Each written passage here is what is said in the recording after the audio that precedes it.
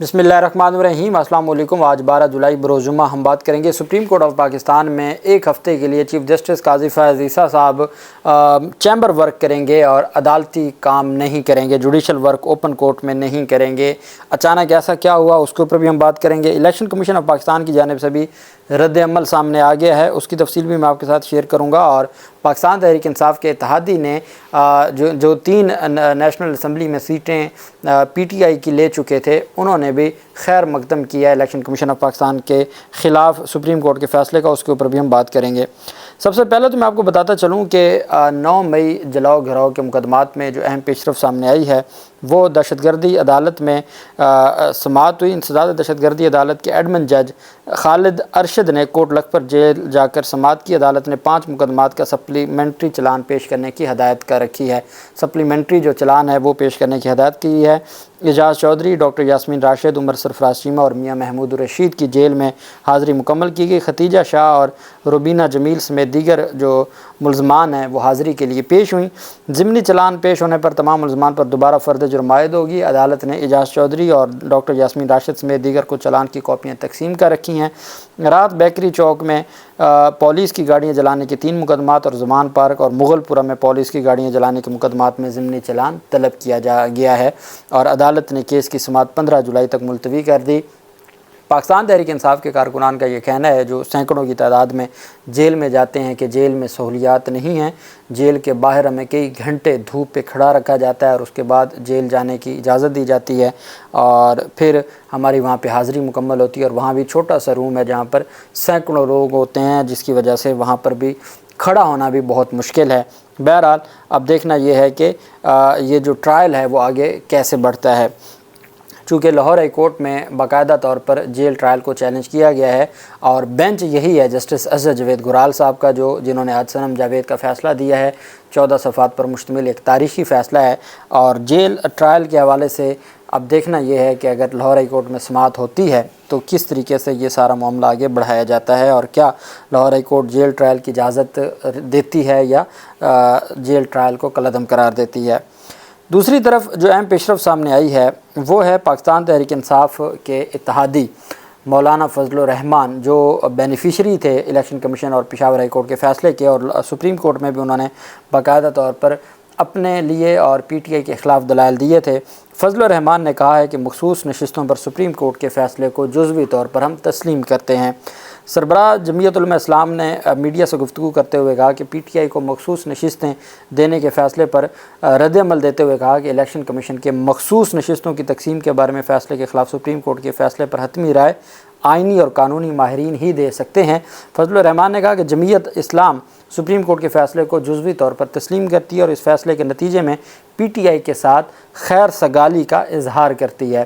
فضل الرحمان نے کہا کہ وہ امید کرتے ہیں کہ یہ فیصلہ دونوں جماعتوں کے باہمی تعلقات میں بہتری کے لیے پیش رفت کی طرف مفید اور تحفظات کو دور کرنے کے لیے مذاکرات کا ماحول تشکیل دینے میں مددگار ثابت ہوگا۔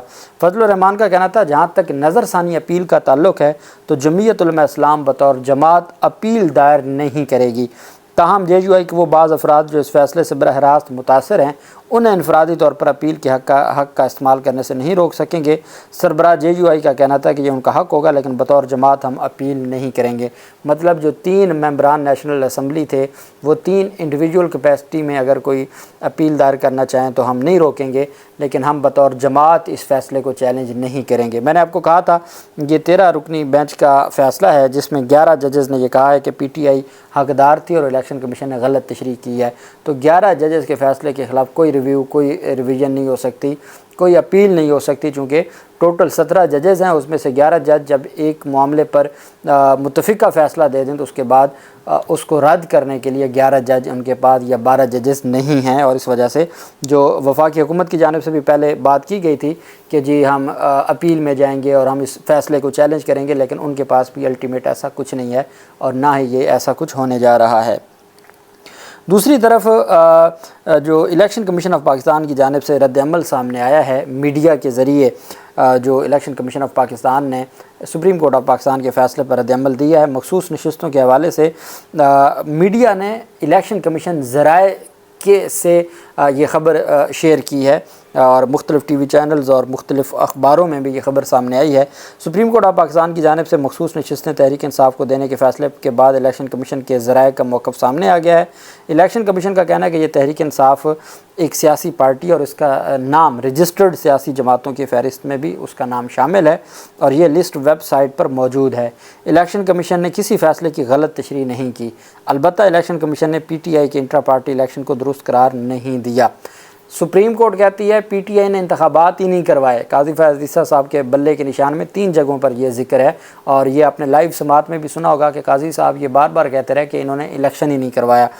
الیکشن کمیشن آج بھی یہ کہتا ہے کہ درست الیکشن نہیں کروایا، جس کے خلاف پی ٹی آئی مختلف فورمز پر گئی اور الیکشن کمیشن کے فیصلے پر امتناع دیا گیا۔ الیکشن کمیشن نے کہا کہ پی ٹی آئی کے انٹر پارٹی الیکشن درست نہیں تھے، جس کی وجہ سے الیکشنز ایکٹ کی دفعہ 215 کے تحت ان سے انتخابی نشان واپس لیا گیا۔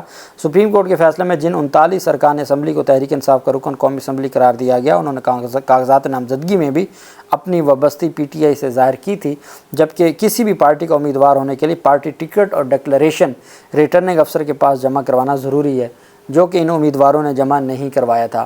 لہٰذا ریٹرننگ افسران کے لیے یہ ممکن نہیں تھا کہ وہ ان کو پی ٹی آئی کا امیدوار ظاہر کرتے۔ الیکشن کمیشن نے کہا کہ جن 41 امیدواروں کو آزاد ظاہر کیا گیا، انہوں نے نہ تو اپنے کاغذات نامزدگی میں پی ٹی آئی کا ذکر کیا اور نہ پارٹی کی وابستگی ظاہر کی، اور نہ ہی کسی پارٹی کا ٹکٹ جمع کروایا۔ لہٰذا ریٹرننگ افسران نے ان کو آزاد حیثیت میں الیکشن میں حصہ لینے کی اجازت دی۔ الیکشن کمیشن کے مطابق الیکشن جیتنے کے بعد قانون کے تحت 3 دن کے اندر ان اراکین قومی اسمبلی نے رضاکارانہ طور پر سنی اتحاد کونسل میں شمولیت اختیار کی، لہٰذا ان کو آزاد امیدوار ظاہر کرنے کی قانون میں کوئی گنجائش نہیں ہے۔ حالت یہ ہے، اتنی ہمت نہیں تھی کہ ڈائریکٹ پریس ریلیز جاری کی جاتی، میڈیا کو ذرائع سے خبر دی گئی ہے پوری۔ ساتھ الیکشن کمیشن ذرائع کا کہنا ہے کہ سپریم کورٹ میں سنی اتحاد کونسل الیکشن کمیشن اور پشاور ہائی کورٹ کے فیصلے کے خلاف اپیل میں آئی۔ سنی اتحاد کونسل کی یہ اپیل مسترد کر دی گئی ہے۔ P T I us case میں نہ تو الیکشن کمیشن میں پارٹی تھی اور نہ پشاور ہائی کورٹ میں، اور سپریم کورٹ میں پارٹی بن کر سامنے آئی۔ سپریم کورٹ کا پی ٹی آئی کو مخصوص نشستیں دینا سمجھ سے بالاتر ہے۔ الیکشن کمیشن کو سمجھ نہیں آ رہی کہ الیکشن کمیشن کو پی ٹی آئی سے مخصوص نشستیں لینا، پی ٹی آئی کے امیدواروں کو آزاد قرار دینا، وہ تو سمجھ میں آتا ہے، لیکن یہ پاکستان تحریک انصاف کا جو سپریم کورٹ آف پاکستان کا فیصلہ ہے، یہ بالکل سمجھ میں نہیں آ رہا اور ان کے لیے کافی پریشانی ہے۔ اور ایک بات میں آپ کو بتا دوں کہ یہ پریشانی رہے گی، اور پاکستان تحریک انصاف کے ساتھ جو کچھ کیا گیا، منصور علی شاہ صاحب نے یہ فرمایا تھا کہ یہ کوئی پٹواری کا یا زمین کا کیس نہیں ہے، یہ کیس ہے عوام کے مینڈیٹ کا، اور ہم سب سے بڑی عدالت ہیں، ہم اس کو پٹواری کے انتقال کی طرح نہیں ڈیل کریں گے، ہم اس کو ہمارے بطور سپریم کورٹ ہمارے پاس اختیارات ہیں، ہم ان اختیارات کو استعمال کریں گے، اور پھر انہوں نے استعمال کیا۔ وفاقی حکومت کی حساس اداروں کو فون ٹیپ کرنے کی اجازت دینے کے خلاف درخواست پر سماعت ہوئی۔ جسٹس فاروق حیدر صاحب نے سابق ایم پی اے غلام سرور کی درخواست پر سماعت کی۔ عدالت نے ریمارک دی ہے کہ درخواست میں اہم قانونی نکات اٹھائے گئے ہیں۔ عدالت نے نوٹ کیا کہ ایسے میں کیس کی سماعت کے لیے لارجر بینچ بنایا جائے۔ درخواست لارجر بینچ کی تشکیل کے لیے chief justice Lahore high court کو بھجوا دی۔ درخواست میں استدعا کی گئی ہے کہ عدالت حکومت کا آئی ایس آئی کو فون ٹیپ کرنے کی اجازت دینے کا نوٹیفیکیشن غیر قانونی قرار دے۔ درخواست گزار نے کہا کہ عدالت موجودہ درخواست کے حتمی فیصلے تک مذکورہ نوٹیفیکیشن پر کارروائی کو معطل کرے۔ اسلام آباد ہائی کورٹ میں 6 ممبران پاکستان بار کونسل جو حامد خان گروپ کے ہیں وہ، اور انہوں نے درخواست دائر کی ہے، اور یہاں سابق ایم پی نے درخواست دائر کی ہے۔ کل دن 11:30 بجے اسد منظور بٹ جو کہ لاہور ہائی کورٹ بار ایسوسی ایشن کے صدر ہیں، انہوں نے میڈیا کو بلایا ہے، انوائٹ کیا ہے۔ ایک بڑی پریس کانفرنس ہونے جا رہی ہے جس میں لاہور ہائی کورٹ بار ایسوسی ایشن کی کیبنٹ موجود ہوگی، جس میں ممبران پاکستان بار کونسل موجود ہوں گے، اور حامد خان اس کو ہیڈ کریں گے۔ سپریم کورٹ کے فیصلے پر کل وکلا کی جو ایک بڑا گروپ ہے وہ اپنا رد عمل دے گا سپریم کورٹ کے فیصلے کے حق میں، اور ان کی جانب سے کل پریس کانفرنس 11:30 بجے بلائی گئی اور میڈیا کو بھی انوائٹ کیا گیا ہے۔ اگلے ہفتے کا آئندہ ہفتے کا جو روسٹر ہے وہ جاری کر دیا گیا ہے، اور چیف جسٹس قاضی فیاض عیسیٰ صاحب کورٹ ورک نہیں کریں گے، اور سپریم کورٹ نے آئندہ ہفتے کا ججز روسٹر جاری کیا۔ قاضی فیاض عیسیٰ صاحب آئندہ ہفتے کسی بینچ کا حصہ نہیں ہوں گے۔ چیف جسٹس قاضی فیاض عیسیٰ صاحب آئندہ ہفتے صرف چیمبر ورک کریں گے۔